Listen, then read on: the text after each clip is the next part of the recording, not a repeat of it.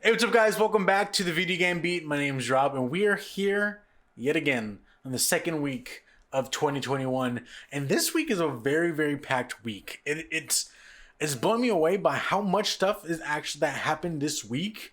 That this is the first time I think we've had up to 11 stories on this show. So I'm very excited to jump in and get right into the news because look, it's going to be a long one and I'm going to try to pile this in together as much as possible. That way it's not too long for you guys. But before we get into the show, I want to do some house cleaning for y'all real quick. The XP podcast, if you did not notice, if you were looking forward to it, it was supposed to release on the 13th. Well, obviously that didn't happen. There were some problems going on with some files and corruption. And so we were trying to figure that out.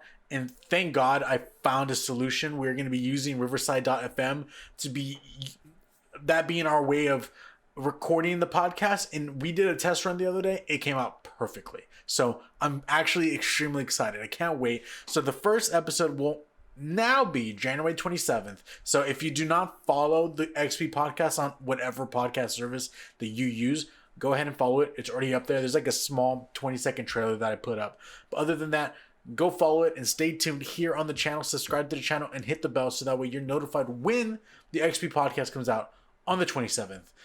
But without further ado, guys, the XP, this is not the XP podcast. The Video Game Beat is your weekly video game news show that we cover that week's big gaming news. If you have any questions, comments, concerns, corrections, leave them down in the comments down below. And you can hit me up on Twitter at Ambitious Casual and let's talk. That's it. I have nothing else to say. That's the intro to the show. Let's jump right into it, guys. We have, like I said, a stacked show for us today. Starting with story number one, and a lot of these stories pile up within each other, but they're broken up a bit. So, starting with story number one, Star Wars games to be rebranded under Lucasfilm Games banner. This comes from IGN's Joe Screbbles. He writes, Star Wars games will now be brought together under a single banner, Lucasfilm Games. Announced today on StarWars.com, the company revealed that Lucasfilm Games is now the official identity for all gaming titles from Lucasfilm, a name that encompasses the company's rich catalog of video games and its eye towards the future. Now, something big that we're seeing here with a lot of companies is that we're seeing a lot of them making this effort to bring all of their products under an umbrella. It's almost like what we saw with PlayStation Studios and how they kind of rebranded it all to now it's PlayStation Studios with the cool intro that all their games are going to have that are first party to PlayStation and things like that. So this is a move that, one, seeing this happen, I'm like, okay, cool, this is understanding. There's not much going on here. It's just kind of like a rebranding, bringing everything under an umbrella for the sake of just keeping everything together in one place. It makes things easier, I'm sure. But this news for Star Wars is not the only news, because the ball gets to start rolling here, okay? We're in story number two. Star Wars Jedi Fallen Order now runs at 60 frames per second on PS5 and Xbox Series X and S. This comes from Kotaku's Ethan Gach. Jedi Fallen Order's new optimized version runs at a crisp 60 frames per second on all three next-gen consoles, but at resolutions that vary quite a bit. Here's a full rundown from EA's website. And then he put a graph together showing off what it looks like on each of the consoles, which is great. So I'm going to break it down for you right now. Now, Xbox Series X, I'm guessing that, my bad, let me correct myself. Xbox Series S, frame rate has been increased to 60 frames per second, up from 45 frames per second. Now, Xbox Series X normal mode will be post-processing has been increased to 4K, dynamic resolution in the range of 1512p to 2160p. And then the Xbox Series X performance mode, frame rate has been increased to 60 frames per second, dynamic resolution added in the range of 1080p to 1440p. Now, if I'm not mistaken, what this is saying is that regarding the Xbox Series X normal mode, you are not getting a true 4K experience, if I'm not mistaken. Post-processing means that it is going to be outputted in a way where the console will push it to a 4K resolution, but it is not a native 4K resolution from the game itself. If I am wrong on that, please correct me in the comments down below. And then lastly, PlayStation 5 frame rate has been increased to 60 frames per second, up from 45 frames per second. Post-processing increased to 1440p. Now, dynamic resolution has been disabled and the game is rendering at 1200p, up from 810 to 1080p. Most notably, neither of the two more powerful consoles are running Jedi Fallen Order at 4K and 60 FPS. So it's not going to be doing both of those at the same time. We saw this when it came to Miles Morales, where we had the performance mode and we had the RT mode, which is ray tracing. Performance obviously putting more of an emphasis on frame rate. RT putting more of emphasis on fidelity, and then later we got to see an update that actually combined both of them together by sacrificing some things environmentally, and then obviously working some things in the back end. But they achieved that finally at the end.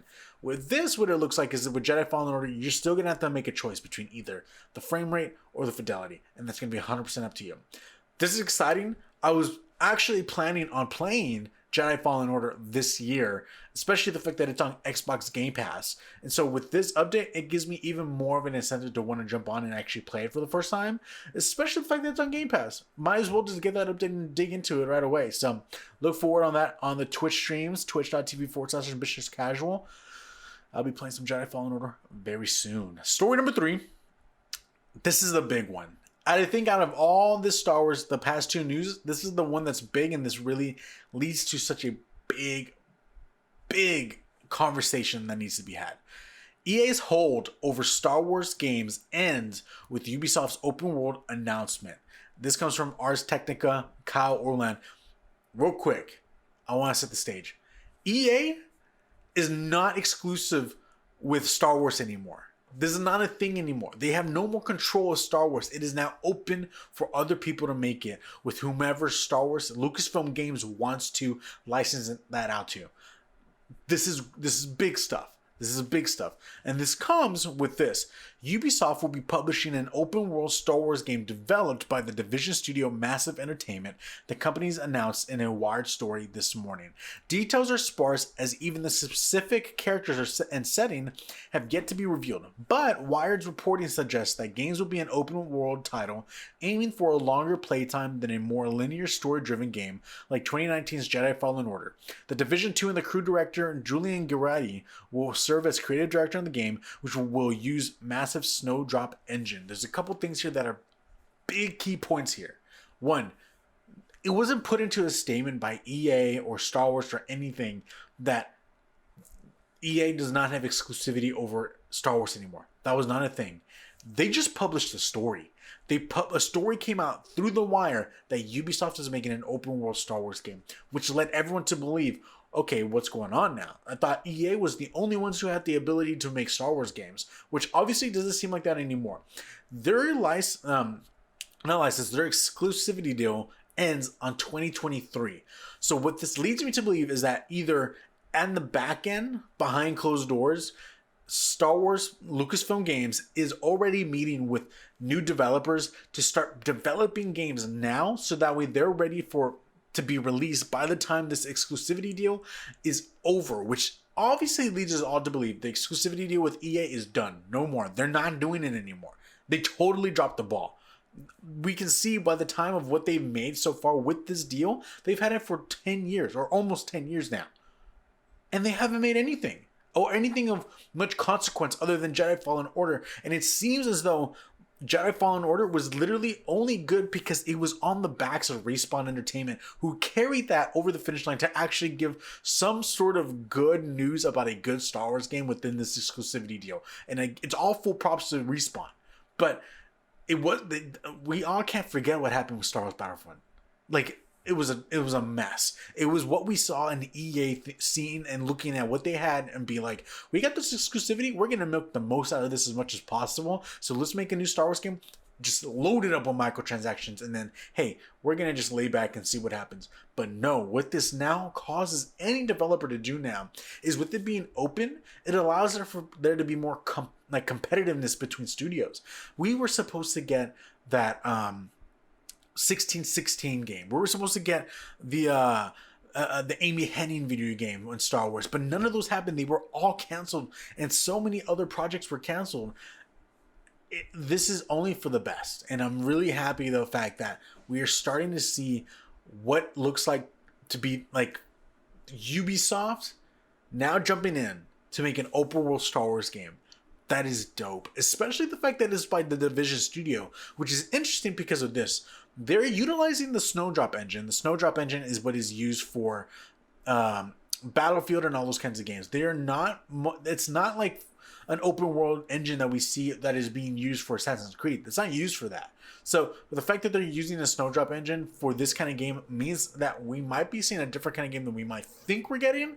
If anything, we might be getting a Star Wars open world game that's more like the vein of Far Cry than it is like Assassin's Creed. And I'm actually not against that. That would be such a great move and such a like that's the game everyone wanted. Jedi Fallen Order, like I haven't played it yet, but on everything that I've heard, I've listened to hours and hours and hours of discussions about the game.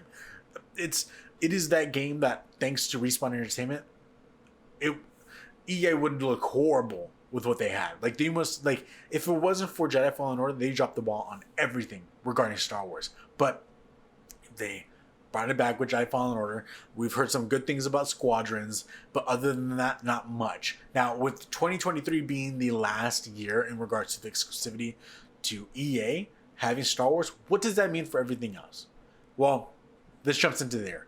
So Ars Technica got an update. An EA representative said in a statement provided to Ars Technica, and they said, "We are proud of our long-standing collaboration with Lucasfilm Games, which will continue for years to come. Our talented teams have created some of the most successful games in the history of the Star Wars franchise, including Star Wars Jedi Fallen Order, Star Wars Battlefront 2, Star Wars Galaxy of Heroes, and Star Wars Squadrons. We love Star Wars and we look forward to creating more exciting experiences for players to enjoy." Obviously, what they're trying to say is that they look forward to making more games with them. It's almost like a tongue-in-cheek kind of thing. They're not going to come out and say, hey, everything's done. They want to make it a point. We're still going to work with them, but only one person's going to work with them. Respawn Entertainment. We know for a fact that with how well Jedi Fallen Order did, we're going to get a Jedi Fallen Order 2. It's in the works. It's getting done. I'll bet money on that. It's happening. But other than that, I don't know what else EA has control over. Is there a possibility that we get a Battlefront 3? I'm not sure. Especially the fact that before 2023, that will mean that both Respawn Entertainment and the other studio that makes Battlefront 2 are both working at the same time to get these games out of the way before the end of the deal. So that's up in the air. You guys let me know in the comments down below. Does that seem likely that EA is going to make a Battlefront 3? Or does it seem likely that they're going to make a Jedi Fallen Order 2? I think the latter is the one that makes more sense. But you let me know. Comments down below. Going into story number 4, Bethesda lands Indiana Jones license. This comes from GamesIndustry.biz. Brandon Sinclair. He writes, Bethesda Softworks today announced that it is making a new Indiana Jones game in collaboration with Lucasfilm. In a post on Twitter, the soon-to-be Microsoft subsidiary announced that this game will feature an original story and will be developed at its Machine Game Studio, with Todd Howard serving as executive producer. These are some big... This is Lucasfilm Games is like the moment they announce a new banner, just rolling with it with news regarding everything Lucasfilm. We're seeing that we're gonna get a new Indiana Jones game by Bethesda. Now, it makes a good point here that soon to be Microsoft subsidiary. They're still in the process of being owned by Microsoft. It's not 100% done yet, but they're still in the process of doing that. So what this leads us to believe is this: is Indiana Jones, the video game, gonna be an Xbox exclusive? It leads us to believe in so many other directions of that. Indiana Jones was the inspiration for Tomb Raider. Uncharted was the inspiration from am I saying this right? Indiana Jones inspired Tomb Raider. Tomb Raider inspired Uncharted. Uncharted inspired the remastered Tomb Raider. And now we're gonna get Indiana Jones. And what we've noticed is that Xbox kind of doesn't have an Uncharted. Like, you can say they had the exclusivity of Tomb Raider, but that didn't really do all that well for them, and it was a timed exclusive. With the fact that Bethesda is still in the process of becoming a subsidiary of Microsoft, and once the deal is 100% through and they're owned by Microsoft, what does this mean?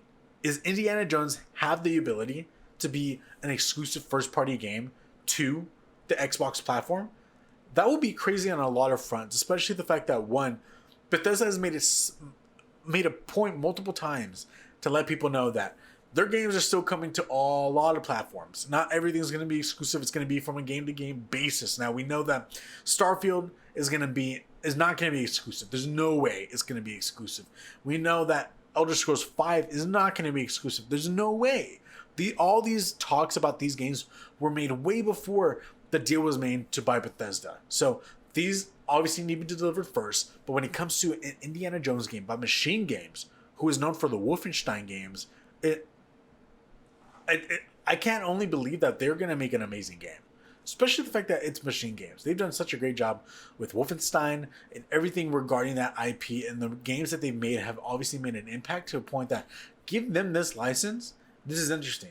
This is very interesting. And it's kind of weird because looking at this, it makes you stop and think that we're in a weird place right now where so many games are starting to be licensed from existing IP. Like, this used to be a thing back in the early 2000s, but it seems like that's coming back a lot more. Coming with Spider-Man, which Spider-Man has always been a thing for a while, but Spider-Man, we got more Star Wars games coming right now. Indiana Jones games coming out right now. Like, it seems like we're getting back into the realm of licensed games, and that's not a bad thing, but hopefully it doesn't overwhelm the market and it just be too much. So, keep an eye on that, guys. Let me know what you think in regards to Machine Games landing Indiana Jones game. Do you think it's going to be an action game? I don't see what else it can be. So, I'm excited. Story number 5. Capcom's Pragmata delayed to 2023. This comes from Eurogamer's Tom Phillips. He writes, last night brought a new PlayStation 5 trailer broadcast during the Consumer Electronics Show, and with it some changes to the release dates of various upcoming PS5 games. Hidden in the trailer's small print is word that Capcom's odd-looking astronaut and small girl starring Pragmata will now arrive in 2023. It was previously slated for launch in 2022. There's also slightly more definitive March 2021 launch windows for the intriguing Kena Bridge of Spirits instead of simply Spring, and Square Enix's mysterious Project Athia in development at Luminous Productions has been given a January 2022 release date. It is a PS5 console exclusive for 2 years, so don't expect that on Xbox Series X or S until January 2024. Now, when this was released, it was on the, like it read at the beginning, it was a trailer, and at the very, very end, it showed in fine print at the very bottom all these release windows, dates, and all that. What's weird is that, one, we did not get any definitive answers on Ratchet & Clank Rift Apart or Horizon Zero Dawn Forbidden West, and we didn't see anything regarding God of War. So keep that in mind. It's kind of weird that, one, we don't know what's going on with Ratchet & Clank yet. When is it coming out? We still don't know what's going on with Horizon Zero Dawn. And I know for a fact God of War is not coming out this year. I know that they said last year it's coming out in the end of 2021. Not happening. Not happening at all. But what's interesting about this story is this. There was an update in regards to when Sony uploaded the video, an official video, onto their YouTube channel. They changed that last screen and took off a lot of the dates that I'm talking about right now, especially Pragmata and Project Athia, and those are no longer at the end. So whether this is real or not, it's interesting to think about, because I don't know if Sony accidentally leaked it. Do we know if Sony was just like, placeholder, just put that there? I think we've heard this, just put that date. I don't know. So take that with a grain of salt. We don't even know when Pragmata is coming out anymore. We don't even know when Project Athia is coming out anymore. So all that was changed. Everything else kind of stayed the same. So keep an eye out for that. All right, story number 6. A new look at Super Mario 3D World and Bowser's Fury coming to Switch. This comes from Polygon's Michael McWhorter. When Super Mario 3D World makes the leap from Wii U to Nintendo Switch in February, it will add more than just the Bowser's Fury bonus adventure. The Switch port of Super Mario 3D World will also feature some welcome new additions, including online competitive play, a photo mode, and faster movement for Mario, Luigi, Peach, and Toad. Nintendo also dives into details of Bowser's Fury, revealing that a second player can assume the role of Bowser Jr. for 2-player cooperative action. We also get some story insight into why Bowser is so dang angry and large, and meet the Giga Bell that causes Cat Mario to go Super Saiyan in Bowser's Fury. It is the most weird game ever, but I have to say, the artwork for this, that was the promotion art, with humongous Bowser in the distance when it is storming and the lightning is coming down and he's glowing with red, like, the dopest piece of art I've ever seen. Like, I want that as my screensavers. It was so cool looking. And in the forefront, we get Mario and Bowser Jr. just looking at him like, we're gonna die. But what's interesting about this is that we're getting a little bit of updates. It's not just a complete port with maybe an extra level. It's the fact that they're actually doing some more iterations to it, including online competitive play. They're including online competitive play, or not competitive, cooperative play, a photo mode, and then the faster movement for Mario and Luigi. I've never played this game before, so I'm guessing for them to speed up their movement must have been that they must have felt a little tanky in the first game, in the original, but I don't know. And looking at the trailer, when you see Cat Mario turn into, when they say Super Saiyan, like Cat Mario turns into a Lion Mario. Like, it is the weirdest looking thing, but I'm all about it. So, being released February 12th, I'm actually stoked. I'm ready for this. I'm really excited for this game because Mario, honestly, I loved it, but I've been kind of waiting for another 3D Mario game, and this is kind of what will hold me over until we get the respected, whether that be Odyssey 2 or whatever they have in the works for another Mario 3D game. So, really excited for 3D World. Along with the news of Super Mario 3D World and Bowser's Fury, we also got a new Mario-themed Nintendo Switch bundle, which will launch in February. This comes again from Polygon.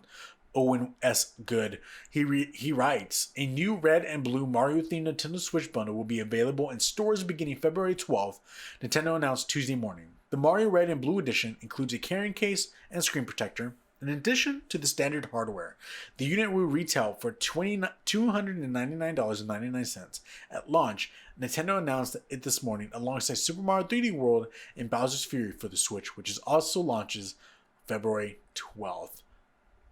The console looks legit. Like, it is the coolest looking console of the Nintendo Switch that I've seen in a while. Like, the New Horizons version looks super cool, but what's different about this is that the body is actually red. It's really different look that we've seen before, and it's dope. But this news, though it's cool, it makes me sad because I personally don't think that they will announce a brand new Mario themed Switch and then in a couple of months announce the Nintendo Switch Pro. So this only leads me to believe that we might not get in the Nintendo Switch Pro this year, or maybe the first half of this year. We might be getting an update maybe in July for the fall or for a winter release, but other than that, I don't think we're going to be seeing a Nintendo Switch Pro anytime soon because of this news. So let me know in the comments down below. Do you think we're going to get Nintendo Switch news anymore because of this Mario themed Switch, or am I kind of overlooking or looking into it a little too much and trying to find something that's not there? Let me know. Story number 8. The Graph G shatters Twitch record with more than 2 million viewers during Fortnite skin reveal. This comes from PC gamer Jason Noop. He writes, Spanish streamer The Graph G has gone and shattered a Twitch record for concurrent viewers, reaching the lofty heights of more than 2 million viewers for his Fortnite skin reveal stream. That is unbelievable. Like, there was a chart that I saw after the fact of when this happened, and it was kind of showing off a lot of like what was the records that were being hit, and I saw so many 1 million records, but to hit 2 million viewers at one time for the review of your Fortnite skin, that is crazy. So big congrats to Greg G on that. Like, that's legit, especially for being a Spanish streamer.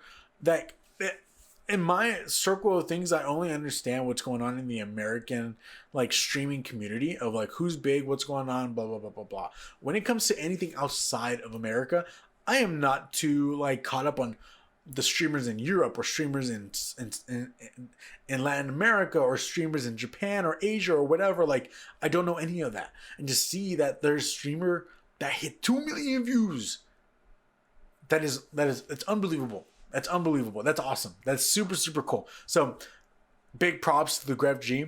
Congratulations on that big win. Especially congratulations on the review of a Fortnite skin. That's dope. I think Ninja's the only one who has one so far, and he was the second. I could be wrong. Correct me in the comments down below. Story number 9. Pokemon is celebrating its 25th anniversary with Katy Perry. This comes from The Verge's Megan Farokmanesh. I know I totally butchered that. It writes, or Megan writes, the Pokemon franchise celebrates its 25th anniversary this year, and to mark the occasion, the Pokemon Company International is launching a series of musical events. Pop singer Katy Perry headlines P25. Why is it written like that? Okay, the way that the article reads is pop singer Katy Perry headlines P25 Pokemon 25th anniversary. I'm guessing that's what it means, which will feature yet unnamed rising artists to award-winning global superstars. Don't know what that means, but what's interesting is this. This is the year, the 25th anniversary of Pokemon. I'm a big fan of Pokemon. I love Pokemon. Are we going to be seeing a new game announced pretty soon? And if so, are we going to be getting a remastered? We've got Let's Go Pikachu and Let's Go Eevee. Then we got Sun and Moon. Yes. No. Sword and Shield. My bad. We got Let's Go Pikachu and Eevee. Then we got Sword and Shield. Now, after the DLC and everything, what is next? Are we going to get another Let's Go? That's almost like a remaster. There's been rumors that are circulating that we're going to get a Diamond and Pearl. I know that's kind of like wishful thinking because so many people have been wanting that. But if you want to go in the order of when things are being remastered, Let's Go Pikachu and Let's Go Eevee is first gen. Might as well keep going in that route, in my opinion. But I could be wrong. I would love to see a second generation remaster on the Switch. Just because of the fact I'm a huge second generation fan. Like, that's my generation. Totodile, Chikorita, and especially Cyndaquil, which is my favorite Pokemon of them all. Like, I would love to see Gen 2 brought onto the Nintendo Switch, like, completely revised. Like, I don't want no remaster like Let's Go did. I want something that's in the realm of Sword and Shield. Like, we need to get these games completely remastered from the ground up to be more next gen than ever. So, this is really cool news to see. What, besides the fact that Katy Perry, don't quite know how Katy Perry fits into all this, but that's neither here or there. The fact that it's the Pokemon's 25th anniversary gets me extremely excited because we're going to start getting some more Pokemon news soon. They cannot just waste an anniversary and not have anything big planned for the year. So let's wait and see. But let's not wait too long because we got our first announcement. New Pokemon Snap announced. This comes straight from Nintendo. It writes, get ready to visit the many beautiful isles of the Lental region in the new Pokemon Snap game for the Nintendo Switch family of systems. Filled with diverse ecosystems from dense jungles to vast deserts, the archipelago of the region is an untouched natural marvel, packed to the brim with Pokemon just waiting to be discovered. And then this comes from Nick Chavez, Nintendo of America's Senior Vice President of Sales and Marketing. He writes, new Pokemon Snap presents a fun twist on Pokemon Adventure with enchanting gameplay that lets players see some of their favorite Pokemon in a different light. This new game is a fun addition to the strong lineup of Pokemon titles available on Nintendo Switch, and we can't wait to see everyone's pictures when new Pokemon Snap launches on April 30th. Are you excited for Pokemon Snap? I'm pretty excited for this.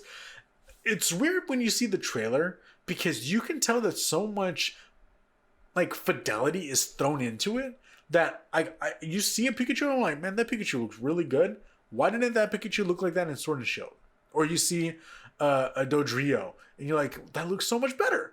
Like, it just looks so much better. The game looks so much better. So I know it kind of makes sense because it's a bit more concise. I'm pretty sure you can fit so many things and hide so many things outside of the bounds of what you can see as the photographer, so they could probably push a bit more fidelity in there. But either or, I'm pretty excited for this. Am I gonna get it?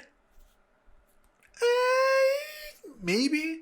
I played Pokemon Snap a little bit when I was younger, when it was on the 64, so I don't really have that much of a nostalgic connection to it, but I might give this one a chance. But we'll see. Let me know in the comments down below. Are you excited for this? What's exciting is that this is the first announcement. This literally came out the day after the announcement of the Pokemon 25th anniversary with Katy Perry. So the ball's rolling. This is just the beginning. New and more Pokemon announcements soon to come. So I can't wait. And now we're on the last story, guys. Story number 11. This comes from Capcom's Twitter account at Capcom Europe. Capcom announces a Resident Evil Village showcase. They write, don't miss the Resident Evil showcase on January 21st at 10 p.m. GMT, 11 p.m. CET. Join Brittany Brombacher, Blonde Nerd from What's Good Games, on a guided tour of Resident Evil Village, including a new trailer, first ever gameplay, and lots more Resident Evil news. So stay tuned for January 24th. First, we're finally going to get an in-depth look as to what this game actually is, how's its connection to Resident Evil 7, because if I'm not mistaken, there's a connection between the two of them. It's going to be first person. What's going on? Why is that lady so tall? I'm just going to leave it at that. Why is that lady extremely tall? So that's it, guys. That's the rest. That's this week news. I try to fit it in as quickly as possible for you all. I hope you all enjoyed. If you liked the video, hit the thumbs up button and comment down below. What do y'all think of any of the stories? I want to see your thoughts. I want to read them. I want to interact with you. I want to talk with you. So leave them down below. Subscribe if you haven't subscribed. And if you want to stay up to date with all the news regarding anything Ambitious Casual, go to twitter.com/Ambitious Casual, where you can find all your news in regards to anything being released. A new video, new podcast. Speaking of podcasts, XP Podcast coming out on January 27th, first episode. Go follow and subscribe on any podcast service that you use and hit the bell in the YouTube channel, so that way you're notified when an episode comes out. And lastly, guys, we stream Tuesday through Fridays, twitch.tv/Ambitious Casual. So check us out over there. I'll be streaming. And if you can't catch the streams, don't worry. Go subscribe to Ambitious Casual Replays where you can catch the VODs over there. And that's it, guys. Thanks for watching the video. I hope you all enjoyed it. I'll see you guys next week with some more video game news. But until next time, keep playing those games.